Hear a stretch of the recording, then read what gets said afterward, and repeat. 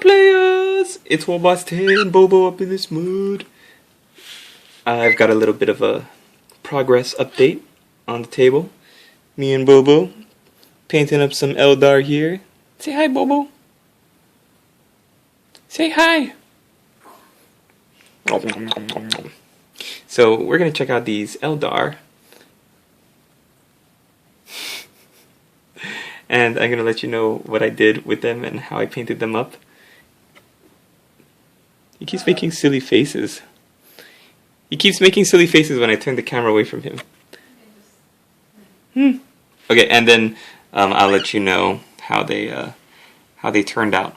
So the first one, let's take a look at the Striking Scorpion. I used a bunch of new colors. I wanted to do a tutorial on him, but I wasn't sure how it would turn out, so I decided not to in the end. But I can give you my recipe right now. The colors I used were Wa Flesh for the green, and then I dry brushed heavily with Warpstone Glow, and then finally Moot Green, and it's going to be very bright green, and you're going to wash it down with, I believe, BL Tan Green, and it's going to give you this nice looking tied down color of green. You just highlight back up with Warpstone Green, and where you want the light to be really reflective, that's where you use Moot Green. For the gold, I just used Balthazar Gold. For the yellow, I used Averland Sunset, and then I think Averland Sunset, and then Irio Yellow, I believe, which is like just the new golden yellow. Added some white to that, and that is how that turned out. And for the red, for the gems, I used Corn Red, then Mephiston Red, and then finally, I remember what I did. I used Tamiya Clear Red. So see, it's not just used for evil blood effects. You can use Tamiya Clear Red for good as well. So that is that model. Metal, it's the old Striking Scorpion metal model.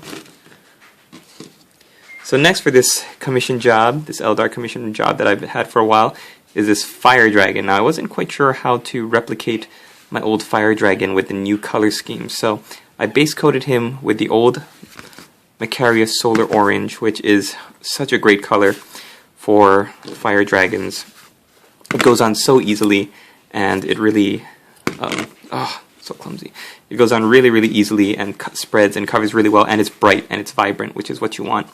Then I think I dry brushed over that with some Troll Slayer Orange, and finally some Fire Dragon Bright, and then I washed that down with, I believe it was Carolberg Crimson. So it tied all the oranges together, gave a nice, really dark red shade to it, and then I just highlighted up all the corners and the edges with some Averland Sunset. Averland Sunset I use for the helm, covered really nicely, and then when you wash it with Seraphim Sepia, the helm comes out really, really nice as well.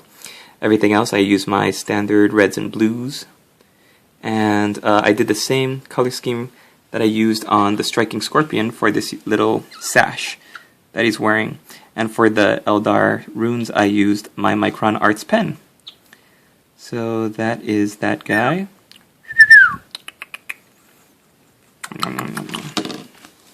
So let's take a look at the Harlequins.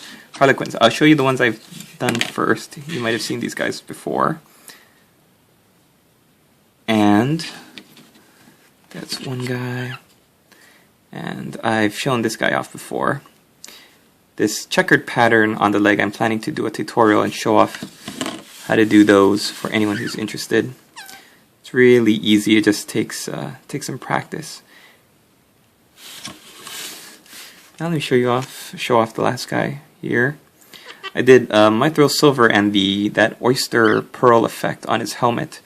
So I shaded down, or I thinned down some Hawk Turquoise and, Warlock Purple, the old Warlock Purple, and just kind of glazed it onto that side of the mask. And then I highlighted back up with Mithril Silver. And then I did my checkered pattern there on the leg and yellow sash. So kind of wanted this guy to be an opposite of this guy. So like I said, for my old video on switching the patterns up, I used the colors a little bit differently. As you can see, the tops are different, their upper halves, their bodies are different, but I did a switcheroo of their leggings, I guess you could call it. So there's that, and I think that's about it. So this little Eldar side project is just about done. I've got a Death Jester that I'm going to be filming a tutorial for, and I've also got a Shadow Seer and a Farseer that I might be doing tutorials for, so stay tuned for those. And yeah, thanks for watching. Bobo, and bring you down so you can sign us off here. Say bye-bye, Bobo. Say bye-bye.